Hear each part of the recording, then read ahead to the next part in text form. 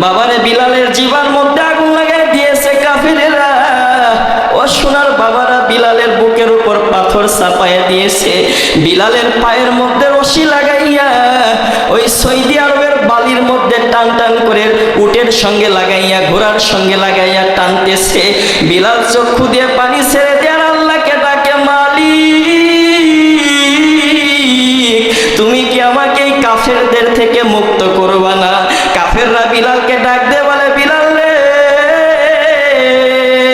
তুমি যেই নবীর ঈমান এনেছো, তুমি যেই আল্লাহর ঈমান এনেছো, তোমার আল্লাহ তোমার নবী তো তাকাইয়া তাকাইয়া দেখতেছে। বিলাল, তুমি যদি ঈমানের বাক্য ছেড়ে দাও, আমরা উমাইয়া কাফেররা বলে দিলাম তোমাকে আমরা এত অত্যাচার করব না, জুলুম করব না, নির্যাতন করব না।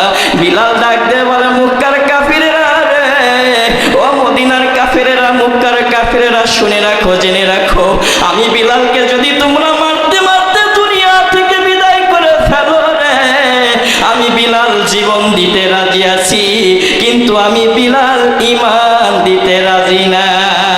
ঈমানের পথে অবিচল থেকে আমার মরণ যেন হয়। বলুন না মারহাবা, আর একটু জোরে বলুন না মারহাবা।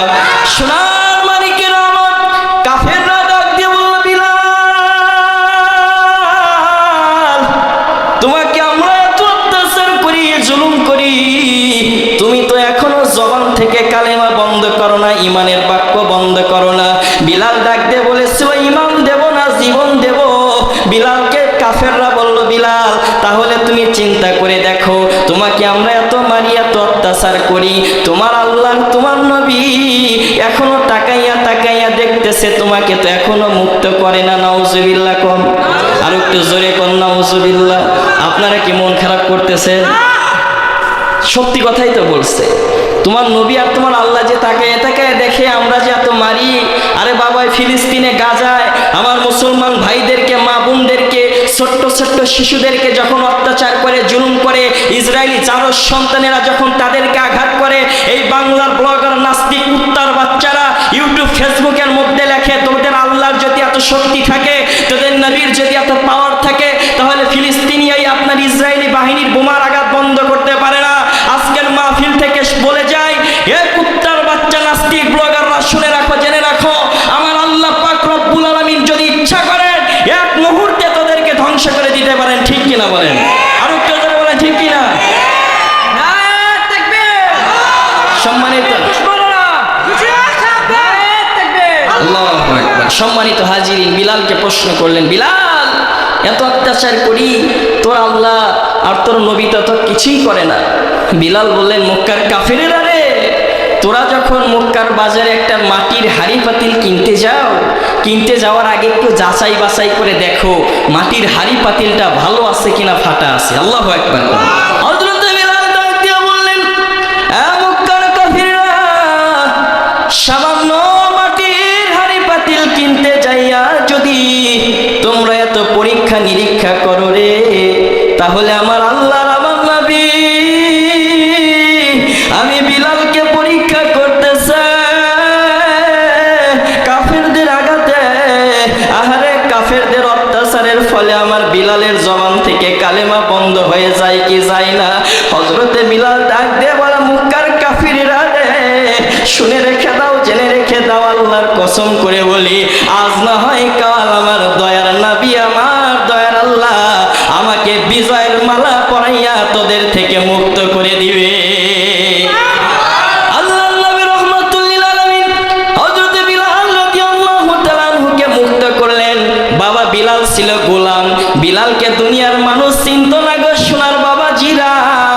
আজকে যদি আমার আপনার ঘরের সন্তানকে প্রশ্ন করেন, বেটা বলো তো ইসলামের প্রথম মুয়াজ্জিনের নাম কি, আপনার সন্তান যদি কে বলা হয় আমেরিকার প্রেসিডেন্টের নাম কি, আপনার সন্তান যদিও বলতে পারবে না, কিন্তু তাকে যদি বলা হয় ইসলামের প্রথম মুয়াজ্জিনের নাম কি, আপনার ওই ছোট্ট মাসুম বাচ্চাটা বলবে ইসলামের প্রথম মুয়াজ্জিনের নাম হলো হযরতে বিলাল।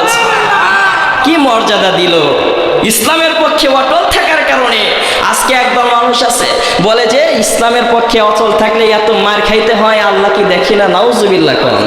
বুঝতে হবে যারা ইসলামের পক্ষে অটল আছে তাদেরকে যারা আঘাত করে, অত্যাচার করে, নির্যাতন করে, এই দলটাই হলো প্রকৃত আল্লাহর দল।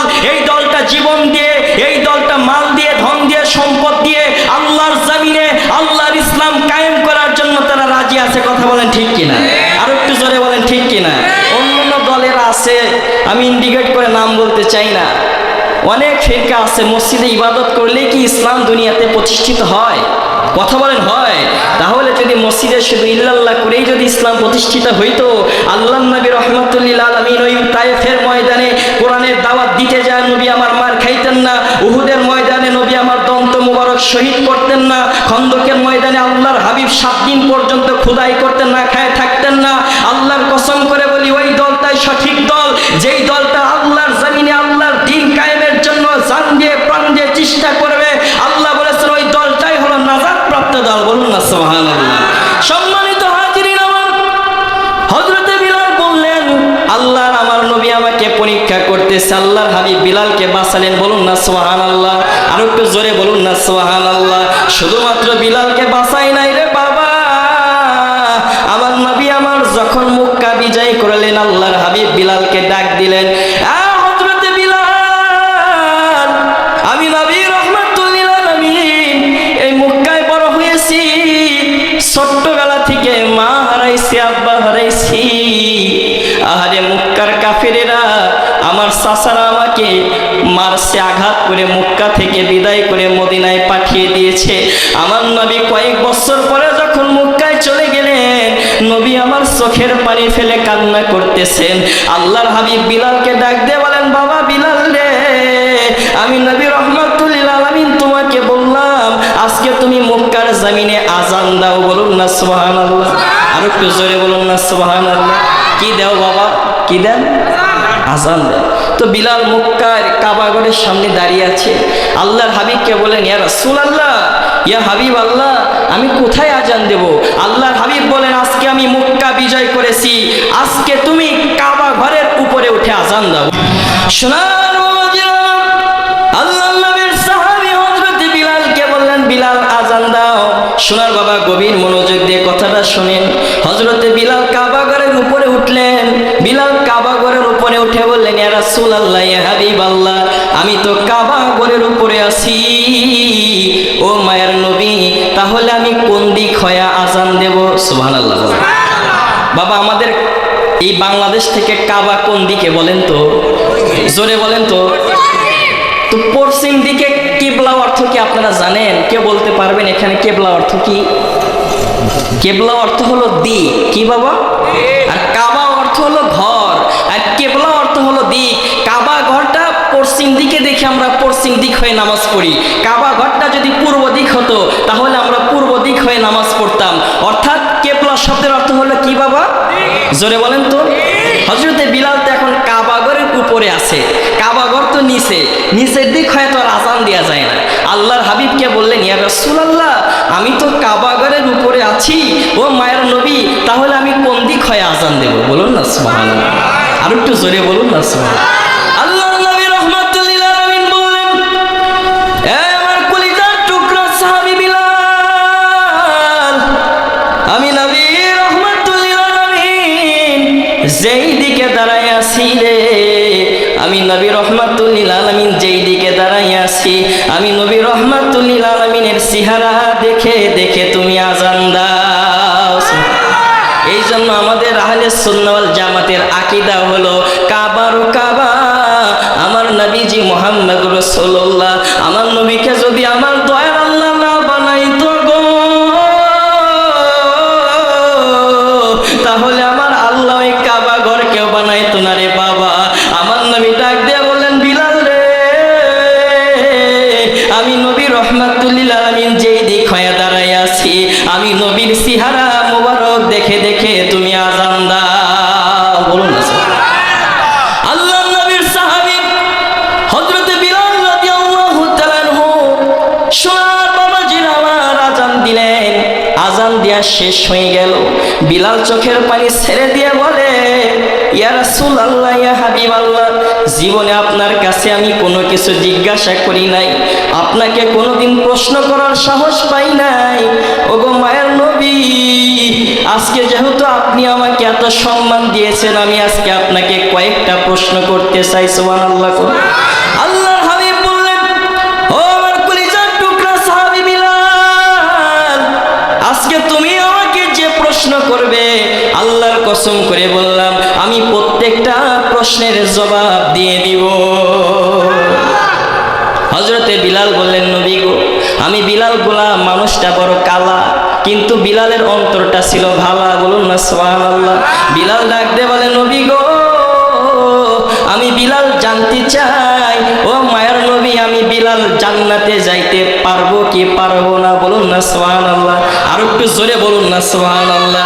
আল্লাহর হাবিব বললেন, হযরতে বিলাল, আমি নবী রাহমাতুল লিল আলামিন বলে দিলাম রে, আমি নবী রাহমাতুল লিল আলামিন বলে দিলাম, তুমি বিলাল জান্নাতে চলে যাবে।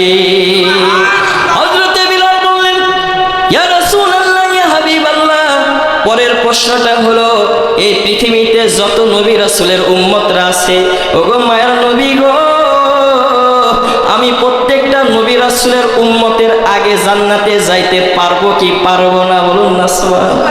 আল্লাহর হাবিব ডাক দিয়ে বললেন, হযরতে বিলাল, আমি নবী রাহমাতুল লিল আলামিন বলে দিলাম রে, এই পৃথিবীতে যত নবী রাসূলের উম্মতরা আছে, এই প্রত্যেকটা নবী রাসূলের উম্মতের আগে তুমি বিলাল জান্নাতে চলে যাবে। বলুন না সুবহানাল্লাহ। প্রত্যেকটা নবী রাসূলের উম্মতের আগে বিলাল জান্নাতে চলে যাবে। বিলাল এবার চোখের পানি ছেড়ে দিয়ে বলে, ইয়া রাসূলুল্লাহ, আমার মনটা জানতে চায়, এই পৃথিবীতে যত নবী রাসূল আছে, এই প্রত্যেকটা নবী রাসূলের আগে আমি বিলাল কি জান্নাতে যাইতে পারবো? বলুন না সুবহানাল্লাহ। আর একটু জোরে বলুন না সুবহানাল্লাহ। আমার নবী রাহমাতুল লিল আলামিন ডাক দিলেন, আল্লাহর হাবিব বললেন, বিলাল, আমি নবী রাহমাতুল লিল আলামিন বলে দিলাম, এই পৃথিবীতে যত নবী রাসূল আছে, এই প্রত্যেকটা নবী রাসূলের আগেও তুমি বিলাল জান্নাতে চলে যাবে। বলুন না সুবহানাল্লাহ। সম্মানিত হাজির, বিলালের চেহারাটা কালো হতে পারে, কিন্তু অন্তরটা কি? অন্তরটা ছিল ভালো। এইবার বিলাল চোখের পানি ছেড়ে দিয়ে আল্লাহর হাবিবকে বললেন, নবী গো, জীবনের শেষ প্রশ্ন করব, আর কখনো আপনাকে কোনো প্রশ্ন করব না। আল্লাহর হাবিব বললেন, তাহলে করেই ফেলো। বলুন না সুবহানাল্লাহ। আল্লাহর হাবিবকে বিলাল বললেন, ইয়া রাসূলুল্লাহ, ইয়া হাবিবাল্লাহ, আমি বিলাল জানতে চাই, আমি বিলাল কি আপনার আগেও জান্নাতে যাইতে পারবো কি পারবো না? এটা কেমন হইল না? কেমন হইল না বলেন তো? নবী আমার চোখের পানি ছেড়ে দিয়ে বলল, বিলাল রে, এ বাবা, অপর রিওয়ায়াতের মধ্যে এসেছে, বিলাল বলেন, ইয়া রাসূলুল্লাহ, আমি কি আপনার সাথে জান্নাতে যাইতে পারবো কি পারবো না? বলুন না সুবহানাল্লাহ। আল্লাহর হাবিব ডাক দিয়ে বললেন, বিলাল, আমি নবী রাহমাতুল লিল আলামিন বলে দিলাম, আমি নবী রাহমাতুল লিল আলামিন যেই জান্নাতে চলে যাব, আল্লাহর কসম করে বলি রে, আমি নবী রাহমাতুল লিল আলামিনের সঙ্গে তুমি বিলাল সেই জান্নাতে যাবে। হযরতে বিলাল ডাক দিয়ে বললেন, ইয়া রাসূলুল্লাহ, ইয়া হাবিবাল্লাহ, ও মায়ের নবী গো, আমি বিলালকে দুনিয়ার কোনো মানুষ চিনত না, আমার চেহারাটা তো কালো, আমি ছিলাম গোলাম। আহারে, কত সাহাবী হযরতে বিলালকে দেখে ঘৃণা করত। বিলালের অন্তরটা ভালো ছিল, কিন্তু চেহারাটা কালো থাকার কারণে অনেক সাহাবী বিলালকে দেখে ঘৃণা করেছে। আমার নবীর সুন্দর সাহাবী ছিলেন আবু যর গিফারি। এই আবু যর গিফারি একদিন বিলালকে ডাক দিয়ে বলেন, বিলাল রে, তোর চেহারাটা এত কালো, তোকে যদি দেখি আমার ভাত খাওয়ার, খাবার খাওয়ার রুচিটা বন্ধ হয়। নাউজুবিল্লাহ। এখন কেউ যদি আমাকে বলে, হুজুর আপনি তো দেখতে কালো, বাবা মনটা কষ্ট লাগবে না? খারাপ হবে না বলেন তো? যদি কেউ বলে, তুই তো খাটো রে, আরে তোকে দেখলে তো আমার ঘৃণা লাগে, আমার খাওয়ার রুচিটাই বন্ধ হয়ে যায়, এমন লোক আছে না নাই? ওই সময় বিলাল চোখের পানি ছেড়ে দিয়ে কান্না শুরু করে দিলেন। সোনার বাবাজিরা আমার, কান্না ভরা চক্ষু নিয়া আল্লাহর নবীর মসজিদের নববীতে সামনের কাতারে বসে আছেন, মাথাটা নিচু করে চোখের পানি ফেলে কাঁদতেছেন। আল্লাহর হাবিব বিলালের দিকে তাকায় দেখে বিলাল চোখের পানি ফেলে কান্না করে। আমার নবী ডাক দিয়ে বলেন,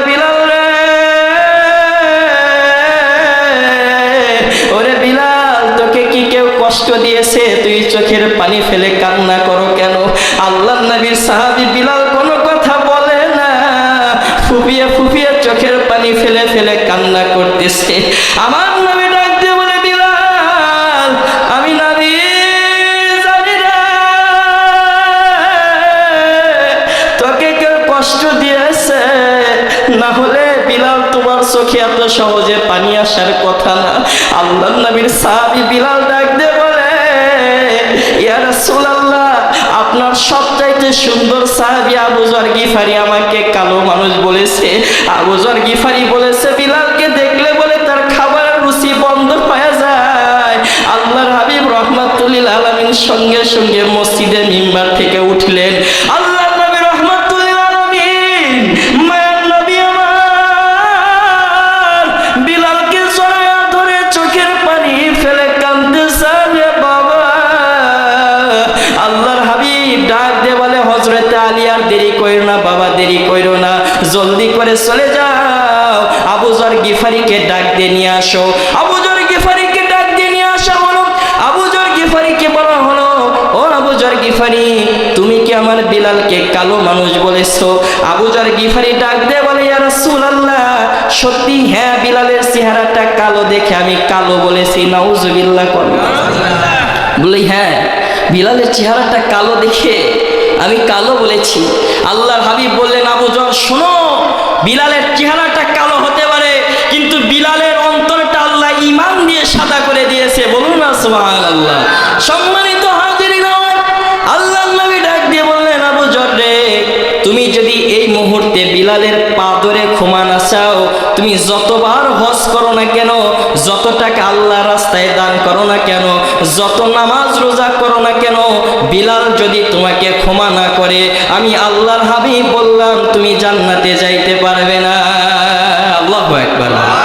সেই বিলাল বললেন, ইয়া রাসূলুল্লাহ, আমি কি জান্নাতে যাইতে পারবো আপনার সাথে? আল্লাহর হাবিব বলেন, আমি নবী রাহমাতুল লিল আলামিন বলে দিলাম রে, আমি রসুল যে উটের পিঠে উঠে জান্নাতে যাব, সে উটের রশি থাকবে হযরতে বিলালের হাতে। হে বিলাল, তোর হাতে, তুই গোলাম হয়ে রশি নিয়ে আগে জান্নাতে যাবি, আর আমি রাজা বাদশাহ হয়ে উটের পিঠে উঠে জান্নাতে চলে যাব। বলুন না সুবহানাল্লাহ।